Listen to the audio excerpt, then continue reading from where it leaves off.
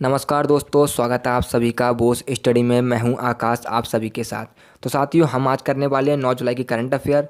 तो साथियों, क्लास शुरू करने से पहले वह क्लास को शेयर कर दो अपने दोस्तों के साथ, जिससे वो भी क्लास से जुड़ सकें। दोस्तों, हम इस क्लास में वही न्यूज़ कवर करेंगे जो हमारे एग्जाम बेस के लिए महत्वपूर्ण होगी, क्योंकि साथियों करंट में न्यूज़ तो बहुत बन रही है, लेकिन दोस्तों जो हमारे एग्जाम के लिए महत्वपूर्ण होगी हम वही कवर करेंगे। साथियों, मैं वो सारी न्यूज़ लूँगा जो हमारे एग्ज़ाम के लिए महत्वपूर्ण होगी। हम कुछ भी नहीं छोड़ेंगे साथियों, जो हमारे एग्ज़ाम के लिए महत्वपूर्ण होगी हम सब कुछ कवर करेंगे। तो दोस्तों देखते हैं कि हमारा एग्जाम बेस से फर्स्ट पॉइंट क्या है। तो साथ ही फर्स्ट पॉइंट ये है कि श्रीलंका के प्रधानमंत्री रानिल विक्रमसिंघे ने प्रधानमंत्री पद से इस्तीफा दे दिया। साथियों, अभी श्रीलंका की हालत बहुत ही ख़राब है और इसीलिए वहाँ के प्रधानमंत्री विक्रमसिंघे ने इस्तीफा दिया है। मैं बताऊंगा कि वहाँ पे क्या क्या हो रहा है। वहाँ इतनी बेकार स्थिति हो चुकी है आज कि साथियों वहाँ के जो आमजन लोग हैं उन्हें खाना खाने को तरस रहे हैं वो। और वहाँ के जो राष्ट्रपति हैं गोटबाया राजपक्षे, वो 13 जुलाई को इस्तीफा देंगे। साथियों, राजपक्षे जो हैं वो अपना देश छोड़ के निकल चुके हैं बाहर। मैं दिखाता हूँ आपको कि क्या हुआ है वहाँ पे। ये देख रहे हैं आप, ये दोस्तों अभी हुआ क्या है कि वहाँ की जो जनता है उन्होंने इसको, जो उनका राष्ट्रपति भवन है उसे घेर लिया। गोटबाया राजपक्षे का राष्ट्रपति भवन घेर लिया। जो गोटबाया राजपक्षे का ये महल था, यहाँ पे आप देख रहे हैं कि किस तरह लोग स्विमिंग पूल में नहा रहे हैं। दोस्तों हुआ ये था कि वहाँ पे जो आर्थिक संकट है वो बहुत दिनों से बढ़ रहा था, बहुत दिनों से। और साथियों क्या हुआ था, बढ़ती महंगाई से लोग तरस रहे थे। तो साथियों लोगों ने तंग आके क्या किया, आंदोलन शुरू कर दिया और इस पूरे जो इनके संसद भवन था उसे घेर लिया। दोस्तों आप देख रहे हैं ये जो व्यक्ति खड़ा हुआ है, यह ब्रेड लेके खड़ा हुआ है। ये दिखा रहा है दोस्तों कि कितनी बुरी हालत है वहाँ पे भुखमरी की। साथियों वहाँ पे लोगों को, जो आम आदमी है उनको बस केवल एक ही टाइम को खाना मिल रहा है, दूसरे टाइम को खाना भी नहीं मिल रहा। तो सोचो कि हमारा भारत जो है बहुत अच्छी स्थिति में है इन लोगों से, और हम जो आज जो जिस स्थिति में हैं वो बहुत अच्छी जगह पे बैठे हुए हैं। हमें प्रॉब्लम होती है ना कि हमारे पास ये नहीं है, वो नहीं है, ये नहीं है, हम ये नहीं कर पाते हैं। तो साथियों इनको देखो फिर आप कि ये इतनी प्रॉब्लम्स के साथ भी जी रहे हैं ना। तो दोस्तों फिर हमारे लिए हमारी प्रॉब्लम्स बहुत छोटी हैं इनके सामने। तो दोस्तों कुछ इनसे सीखिए हम लोग। लेकिन साथियों फिलहाल जो यहाँ के राष्ट्रपति हैं गोटबाया राजपक्षे, ये श्रीलंका छोड़ के भाग निकले हैं। और साथियों जो यहाँ के प्रधानमंत्री हैं विक्रमसिंघे, इन्होंने अपने पद से रिजाइन कर दिया है। और जो गोटबाया राजपक्षे हैं वो कब करेंगे, तो 13 जुलाई को वो करेंगे रिजाइन। और दोस्तों उद्देश्य क्या था, तो मैंने बता दिया आपको। उद्देश्य था आर्थिक संकट, बढ़ती महंगाई और वहाँ पे जो इमरजेंसी लागू हुई थी, इन सब के कारण दोस्तों क्या हुआ था, वहाँ की जनता ने एकदम आंदोलन छेड़ दिया। अब दोस्तों वहाँ की जो श्रीलंका में एक और वो बना है, पैनल बना है। क्या है वो, अंतरिम सर्वदलीय सरकार के गठन में पर सहमति बन गई है। और दोस्तों होगा क्या, उसमें जो सरकार बनेगी, तो सरकार कब बनेगी, राष्ट्रपति गोटबाया राजपक्षे के इस्तीफे के बाद एक नई सरकार बनेगी। और दोस्तों अभी हाल ही में एक और कांड हुआ था। क्या हुआ था वो, जापान के पूर्व प्रधानमंत्री शिंजो आबे को गोली मारकर उनकी हत्या कर दी गई थी। किसकी, जापान के पूर्व प्रधानमंत्री, क्या नाम है इनका, इनका नाम है शिंजो आबे। नेक्स्ट पॉइंट है साथियों, भारत के समीप चीन और पाक नौसेना ने संघाई तट के समीप सी गार्जन अभ्यास शुरू किया। किसने शुरू किया है, तो पाकिस्तान और चीन ने शुरू किया है। कौन सा अभ्यास है, तो सी गार्जन अभ्यास है। इसमें इन दोनों देशों की नौसेनाएं भाग लेती हैं। और दोस्तों उन्होंने क्या किया है, तो दोनों देशों ने हिंद महासागर में भारत के समीप अपनी नौसेना को बढ़ा दिया है। दोस्तों ये क्या करते हैं, चाइना तो शुरू से आपको पता है कि क्या करना चाह रहा है, पूरे चाइना जो है वो पूरे भारत को, हमारे भारत को घेरना चाह रहा है हर तरफ से। और उसका यह प्रयास पूरा पूरा यही है कि भारत को कैसे भी घेरा जाए। तो दोस्तों इसलिए इन्होंने क्या किया है, सी गार्जन अभ्यास शुरू किया। कौन सा अभ्यास है, सी गार्जन अभ्यास है, जिसमें पाकिस्तान और चाइना भाग ले रहे हैं। इनकी दोनों नौसेनाएं भाग ले रही हैं। इसके अलावा दोस्तों अभी हाल ही में दुनिया का पहला नौसैनिक अभ्यास रिमपैक अभ्यास अमेरिका में आयोजित कराया जा रहा है। कहाँ कराया जा रहा है, अमेरिका में। इसमें कौन कौन पार्टिसिपेट करता है, तो इसमें दोस्तों आपको जो पैसिफिक ओशियन वाले देश हैं वो उसमें भाग लेते हैं। कौन से, जो पैसिफिक ओशियन के देश नहीं है वो इसमें क्या करते हैं, भाग लेते हैं। इसके अलावा कुछ और युद्धाभ्यास जो भारत के साथ होते हैं एक बार देख लेते हैं। मित्र शक्ति किसके साथ होता है, तो इंडिया और श्रीलंका के साथ होता है। इसके अलावा वोंगो सागर इंडिया और बांग्लादेश के साथ होता है। सिमवैक्स इंडिया और सिंगापुर के साथ होता है। वज्र प्रहार युद्ध अभ्यास अमेरिका और इंडिया के साथ होता है। कौन कौन सा है, वज्र प्रहार और युद्ध अभ्यास। डेजर्ट नाइट और गरुण शक्ति और वरुण शक्ति फ्रांस और इंडिया के साथ होता है। इंदिरा रूस और इंडिया के बीच होता है। ऑसी इंडेक्स ऑस्ट्रेलिया और इंडिया के बीच होता है। जिमैक्स जापान और इंडिया के बीच। और खंजर इंडिया और किर्गिस्तान के बीच यह युद्धाभ्यास है। तो साथियों यह सारे युद्धाभ्यास हमारे एग्जाम बेस के लिए बहुत ही महत्वपूर्ण है, तो आप सारे ही याद कर लेना। नेक्स्ट पॉइंट है दोस्तों, ब्रिटेन के प्रधानमंत्री पद के 9 दावेदारों में भारतीय मूल के ऋषि सुनक सबसे आगे चल रहे हैं। साथियों, अभी हाल ही में जो ब्रिटेन के प्रधानमंत्री हैं बोरिस जॉनसन, उन्होंने इस्तीफा देने की घोषणा की और तभी से दोस्तों लोगों ने अपने अपने नाम लिखवाना शुरू कर दिए थे। तो उसमें 9 दावेदार आ चुके हैं और उसमें नंबर 1 पे हमारे भारतीय हैं, कौन है, ऋषि सुनक। और सेकंड पे कौन है दोस्तों, सेकंड पर है आपकी पेनी मार्डेट। कौन है, पेनी मार्डेट सेकंड नंबर पे है। अब दोस्तों कई सालों तक हमारे ऊपर राज किसने किया था, अंग्रेजों ने, लेकिन अब पहली बार ऐसा हो सकता है कि साथियों अंग्रेजों पर कौन राज करेंगे, हम भारतीय राज करेंगे और हो सकता है यह सपना हमारे ऋषि सुनक पूरा कर दें। अभी दोस्तों हाल ही में क्या हुआ था, ब्रिटेन में भारतीय मूल के जो नागरिक हैं ऋषि सुनक, इन्होंने इस्तीफा दिया था। और किस पद से इस्तीफा दिया था, तो उन्होंने वित्त मंत्री के पद से इस्तीफा दिया था। और अब भी किसकी दावेदारी कर रहे हैं, तो यह प्रधानमंत्री बनने की दावेदारी कर रहे हैं। अभी हाल वहाँ पे फिलहाल कौन है, तो वहाँ वित्त मंत्री अब कौन बन चुका है, नादिम जहावी वहाँ प्रधानमंत्री वित्त मंत्री बन चुके हैं। और ब्रिटेन के दोस्तों गृह मंत्री कौन है, तो प्रीति पटेल वहाँ की गृह मंत्री हैं। और अभी कौन है वहाँ के प्रधानमंत्री, तो बोरिस जॉनसन वहाँ के प्रधानमंत्री हैं, जिन्होंने इस्तीफा देने की घोषणा कर दी है। नेक्स्ट पॉइंट साथियों बहुत ही important, Wimbledon grand slam tennis tournament का खिताब नोवाक जोकोविच ने जीत लिया। दोस्तों ये बहुत ही अच्छे खिलाड़ी हैं और बहुत ही बेहतर खिलाड़ी हैं। और कहाँ से बिलोंग करते हैं, तो यह सर्बिया से बिलोंग करते हैं। कहाँ से, सर्बिया से बिलोंग करते हैं। नोवाक जोकोविच का यह 21वां ग्रैंड स्लैम है। कौन सा है, तो यह 21वां ग्रैंड स्लैम है। और दोस्तों इन्होंने किसको हराया था, तो इन्होंने निक किर्जियोस को हराया था। जो और निक किर्जियोस कहाँ से बिलोंग करती हैं, तो यह ऑस्ट्रेलिया से बिलोंग करती हैं। साथ ही फिर से मैं बता रहा हूँ कि यह जो खिलाड़ी हैं आपके नोवाक जोकोविच, यह बहुत ही इंपॉर्टेंट है आपके एग्जाम के लिए, क्योंकि आपसे यहाँ से क्वेश्चन पूछ सकता है। क्योंकि अभी हाल ही में कौन सा हुआ है, विंबलडन ग्रैंड स्लैम हुआ है और इसमें नोवाक जोकोविच जीत चुकी हैं। इसके अलावा दोस्तों देखते हैं टोटल ग्रैंड स्लैम कि इसमें किस किस लोगों ने जीत दर्ज की है। तो दोस्तों राफेल नडाल जो स्पेन से बिलोंग करते हैं, इन्होंने टोटल 22 ग्रैंड स्लैम जीते हैं और यह क्या चल रहे हैं, तो टॉप पे चल रहे हैं। इसके अलावा दोस्तों नोवाक जोकोविच जो सर्बिया से बिलोंग करते हैं, टोटल 21 ग्रैंड स्लैम जीत चुके हैं। और दोस्तों यह कौन से नंबर पे हैं, तो यह सेकंड नंबर पे हैं। और थर्ड नंबर पे रोजर फेडरर हैं जो कि स्विट्जरलैंड से बिलोंग करते हैं। इन्होंने टोटल 20 ग्रैंड स्लैम जीते हैं। कितने जीते हैं, 20 ग्रैंड स्लैम जीते हैं। इसके अलावा दोस्तों अभी हाल ही में जो आयोजित हुआ है विंबलडन ग्रैंड स्लैम, इसमें महिलाएं कौन जीती है, तो दोस्तों महिलाओं में जो आपकी जीती हैं वो जीती हैं एलिना रिवाकीना। कौन है, एलिना रिवाकीना है। और यह कहाँ से बिलोंग करती हैं, तो यह कजाकिस्तान से बिलोंग करती हैं। और साथ ही यह एशिया की पहली महिला है यह टूर्नामेंट जीतने वाली। तो याद रखना आपके एग्जाम के लिए बहुत ही महत्वपूर्ण क्वेश्चन कि एशिया की पहली महिला जिसने विंबलडन ग्रैंड स्लैम जीता, तो कौन बनी, एलिना। कौन बनी है, एलिना।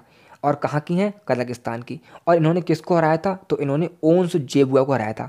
और ओन्स जेबुआ कहाँ से बिलोंग करती हैं, तो यह ट्यूनिसिया से बिलोंग करती हैं। कहाँ से, ट्यूनिसिया से बिलोंग करती हैं। और दोस्तों यह भी ओन्स भी पहली बार पहुंची हैं कहाँ पे, यहाँ आपके विंबलडन ग्रैंड स्लैम में। और यह पहली अफ्रीकन महिला है। कौन है, पहली अफ्रीकन महिला। तो याद रखना दोनों क्वेश्चन आपके लिए इंपॉर्टेंट है कि पहली अफ्रीकन महिला और पहली एशियन महिला कौन है।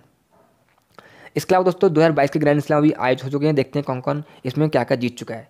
अब दोस्तों ऑस्ट्रेलियन ओपन कौन कौन सा होता है, Australian open, French open, Wimbledon open और यूएस ओपन, चार ग्रैंड स्लैम होती हैं। इसमें दोस्तों जो हाई कोर्ट हार्ड कोर्ट पर होता है वो कौन सा होता है, ऑस्ट्रेलियन ओपन, क्ले कोर्ट पर फ्रेंच ओपन और विंबलडन ओपन ग्रास कोर्ट पर और यूएस ओपन हार्ड कोर्ट पर होता है। दोस्तों ऑस्ट्रेलियन ओपन किसने जीता है, तो राफेल नडाल ने जीता है। किसने, राफेल नडाल ने। यह कहाँ से बिलोंग करते हैं, इस पॉइंट से मैं बता दिया आपको। फ्रेंच ओपन किसने जीता है, तो यह भी राफेल नडाल ने जीता है। और विंबलडन ओपन किसने जीता है, तो यह नोवाक जोकोविच ने जीता है। इसके अलावा अगर हम बात करें महिलाओं की, तो ऑस्ट्रेलियन ओपन एशले बार्टी ने, इन्होंने यह मैच जीत के अपना संन्यास ले लिया।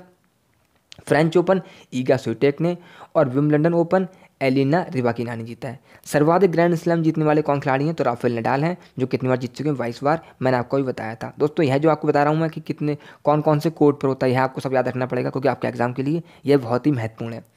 नेक्स्ट क्वेश्चन साथियों, चुनाव आयुक्त आर के गुप्ता को नियुक्त किया गया। किसे, उपचुनाव आयुक्त, सॉरी दोस्तों उपचुनाव आयुक्त बने, कौन से बने, उपचुनाव आयुक्त आर के गुप्ता को नियुक्त किया गया।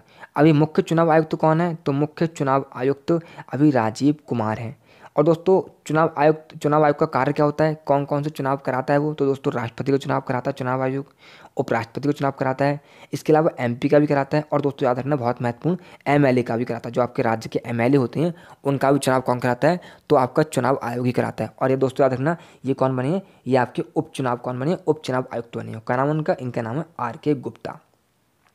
इसके अलावा दोस्तों देखते हैं निर्वाचन आयोग के बारे में। तो निर्वाचन आयोग कौन से आर्टिकल में आता है, तो आर्टिकल 324 में आता है। और दोस्तों जो हमारी वोट देने की सीमा है एज की दोस्तों कब बढ़ाई गई थी? 21 से 18 वर्ष। कब? 21 से 18 वर्ष कर दी गई थी। कब बढ़ाई गई थी है? तो दोस्तों 1989 में 61वां संविधान संशोधन द्वारा। कौन सा संशोधन था? 61वां संविधान संशोधन था। 1989 में यह संशोधन किया गया था। इसके अलावा दोस्तों भी स्थानीय निकाय के चुनावों के लिए राज्य निर्वाचन आयोग का उल्लेख संविधान के अनुच्छेद 243 के में है। किसमें है? 243 के में आता है। और यह दोस्तों कब जोड़ा गया था? तो 73वां संविधान संशोधन 1992 के द्वारा इसे लागू किया गया था। कौन सा संशोधन है? 73वां। और कब लागू किया गया था? तो 1992 में इसे लागू किया गया। पहले चुनाव आयुक्त साथियों कौन थे? तो पहले चुनाव आयुक्त सुकुमार सेन थे। और पहली महिला चुनाव आयुक्त कौन थी? तो पहली महिला रमा देवी थी। कौन थी? रमा देवी पहली महिला थी चुनाव आयुक्त। इसके अलावा दोस्तों चुनाव आयुक्त का गठन कब हुआ था? निर्वाचन आयोग का गठन जो आपका हुआ था वो हुआ था 26 जनवरी 1950 को इसका गठन हुआ था। और किसकी सिफारिश पे हुआ था? तो दिनेश गोस्वामी समिति द्वारा इसे लाया गया था। किसके द्वारा? दिनेश गोस्वामी समिति द्वारा इसे लाया गया था। और दोस्तों इसमें सदस्य कितने होते हैं? तो इसमें 1+2 यानी कि टोटल 3 सदस्य होते हैं। कितने? एक तो अध्यक्ष होते हैं और 2 कौन होते हैं? 2 उसके सदस्य होते हैं। नेक्स्ट क्वेश्चन साथियों, राष्ट्रीय स्मारक प्राधिकरण ने संकल्प भूमि बरगद वृक्ष परिसर को राष्ट्रीय स्मारक बनाने की घोषणा की। अब दोस्तों कहाँ पे है? तो यह वडोदरा गुजरात में स्थित है। कहाँ पे है? वडोदरा गुजरात में। यहाँ से साथियों क्या हुआ था? जो अस्पृश्यता का मतभेद शुरू हुआ था वो किसने शुरू किया था? बाबा साहब अम्बेडकर ने शुरू किया था। इसलिए दोस्तों इसे क्या किया जा रहा है? इसलिए इसे राष्ट्रीय स्मारक प्राधिकरण बनाने की घोषणा की जा रही है। इसके अलावा दोस्तों अभी हाल ही में एक और जिसे दिया गया था राष्ट्रीय स्मारक घोषित किया गया था, वह कौन सा है? तो वह मानवगढ़ी पहाड़ी है। कौन सी है? मानगढ़ पहाड़ी है। कहाँ पे है? यह राजस्थान में स्थित है। इसे भी राष्ट्रीय महत्व का स्मारक घोषित किया गया। दोस्तों हुआ क्या था यहाँ पे? तो 17 नवंबर 1913 को अंग्रेजों ने भील जाति पर गोलियां चलवा दी थी। और इसीलिए दोस्तों इसे क्या कहते हैं? आदिवासियों का जलियांवाला बागकांड भी कहते हैं। क्या कहते हैं? आदिवासियों का जलियांवाला बागकांड भी कहते हैं। कब हुआ था? 17 नवंबर 1913 को। अब दोस्तों आप मुझे कमेंट करके बताइए कि जो हमारा जलियांवाला बागकांड हुआ था अमृतसर में वो कब हुआ था और किसने गोलियां चलवाई थी? इसके अलावा दोस्तों जो भील समुदाय है यह भारत का सबसे बड़ा आदिवासी समुदाय है। अभी हाल ही में प्रधानमंत्री नरेंद्र मोदी ने डिजिटल भारत सप्ताह का शुभारंभ गांधीनगर में किया। गांधीनगर कहाँ पे? गुजरात में।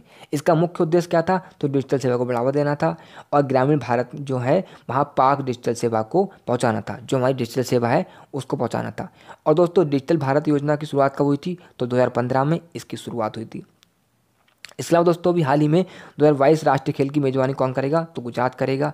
और यह कौन सा संस्करण है? तो यह 36वां संस्करण है। और दोस्तों खेलो इंडिया यूथ गेम्स कहाँ आयोजित हुए थे? तो यह हरियाणा में हुए थे। और खेलो इंडिया यूनिवर्सिटी गेम्स कहाँ आयोजित हुए? तो यह बेंगलुरु कर्नाटक में आयोजित हुए थे। नेक्स्ट पॉइंट साथियों, मिसेज यूनिवर्स डिवाइन 2022 का खिताब किसने जीता? तो यह पल्लवी सिंह है जो कानपुर से बिलोंग करती हैं। इन्होंने मिसेज यूनिवर्स डिवाइन का खिताब जीत लिया है। यह प्रोग्राम कहाँ पे आयोजित हुआ था? तो यह प्रोग्राम साउथ कोरिया में आयोजित हुआ था। इसके अलावा दोस्तों अभी जल्दी में लोगों ने और भी खिताब जीते हैं, जिसमें से सिनी शेट्टी, इन्होंने कौन सा खिताब जीता है? मिस इंडिया वर्ल्ड 2022 खिताब जीता। इसके अलावा मिस इंडिया वर्ल्ड वाइड का खिताब किसने जीता है? तो यह खुशी पटेल ने जीता है जो गुजरात से बिलोंग करती हैं। दोस्तों याद रखना यह जो सिनी शेट्टी हैं यह कहाँ से बिलोंग करती हैं? कर्नाटक से। और इन्होंने क्या जीता है? Miss India world. जबकि खुशी पटेल ने मिस इंडिया वर्ल्ड वाइड का खिताब जीता है। तो दोनों में कन्फ्यूज मत होना, आप दोनों अलग अलग हैं, ठीक है। इसके अलावा मिस यूनिवर्स का खिताब किसने जीता? तो मिस यूनिवर्स का खिताब हरनाज संधू ने जीता है जो कि चंडीगढ़ से बिलोंग करती हैं। और मिस वर्ल्ड का खिताब कैरोलिना ने जीता जो पोलैंड से बिलोंग करती हैं। और पहली भारतीय महिला जिन्होंने मिस वर्ल्ड का खिताब जीता वह कौन थी? रीता फारिया, 1966 में जीता था। और पहली भारतीय महिला मिस यूनिवर्स का खिताब जीतने वाली स्वतंत्रता सेन थी जो 1994 में कौन बनी थी? मिस यूनिवर्स बनी थी। नेक्स्ट क्वेश्चन है साथियों, शहरी और आवासीय मामलों के मंत्री हरदीप सिंह पुरी ने स्वनिधि महोत्सव का आयोजन दिल्ली में किया। कहाँ पे किया है? दिल्ली में। किसने किया है? हरदीप सिंह पुरी ने। और दोस्तों क्यों किया है? क्योंकि दोस्तों यह महोत्सव पीएम स्वनिधि योजना के 2 वर्ष पूरे होने पर आयोजित किया गया। तो जो पीएम स्वनिधि योजना थी उसके 2 वर्ष पूरे हो गए, इसलिए उस उपलक्ष्य में यह स्वनिधि महोत्सव का आयोजन किया गया। पीएम स्वनिधि योजना दोस्तों कब लागू हुई थी? तो 2020 में। किसके लिए? तो स्ट्रीट वेंडर्स के लिए लागू हुई थी। जो आपके रोज़मर्रा वाले लोग होते हैं, जो आपका ताकि रोज़ पैसा घूमता रहे, तो जो आपके ठेले वाले लोग होते हैं या रिक्शा वाले लोग होते हैं दोस्तों, उनके लिए यह लागू हुई थी योजना। इसके अलावा दोस्तों अभी हाल ही में नई दिल्ली में हरियाली महोत्सव का आयोजन भी किया गया था। और दोस्तों यह कहाँ किया गया था? तो यह दिल्ली के ताल कटोरा स्टेडियम में किया गया था। और किसने किया था? तो आपके पर्यावरण मंत्री डॉक्टर भूपेंद्र सिंह यादव ने इसका आयोजन किया था। इसके अलावा दोस्तों देखते हैं कुछ अन्य महोत्सव। तो मरु महोत्सव और अंतर्राष्ट्रीय ऊँट महोत्सव कहाँ आयोजन होता है? राजस्थान में। कच्चाई लेमन महोत्सव का आयोजन कहाँ होता है? मणिपुर में। और थाई पुष्पम महोत्सव का आयोजन कहाँ होता है? तो तमिलनाडु में। वो नालू वातुकम्मा महोत्सव का आयोजन कहाँ पे होता है? तेलंगाना में। रज और रथ यात्रा महोत्सव उड़ीसा में मनाई जाती है, जबकि अम्बुबाची मेला यह कहाँ मनाया जाता है? असम में कामाख्या माता मंदिर में यह मनाया जाता है। दोस्तों, हम कोई भी क्वेश्चन ऐसा नहीं छोड़ेंगे जो हमारे एग्जाम बेस से इंपॉर्टेंट होगा। और दोस्तों हम सारी उस चीज़ को कवर करेंगे, पुरानी न्यूज़ को, जिससे दोस्तों क्या होगा, हमारा रिवीजन भी कंटिन्यू होता रहेगा। तो दोस्तों यहाँ हमारी क्लास कंप्लीट होती है। अब दोस्तों वह क्लास को शेयर कर दो अपने दोस्तों के साथ, जिससे वो भी क्लास को देख सकें और क्लास से जुड़ सकें। और दोस्तों जिन्होंने क्लास को लाइक नहीं किया वो लाइक कर दो, और जिन्होंने क्लास को सब्सक्राइब नहीं किया है वो सब्सक्राइब कर दें। तो दोस्तों मिलते हैं हम कल, जब तक अपनी तैयारी कंटिन्यू कीजिएगा।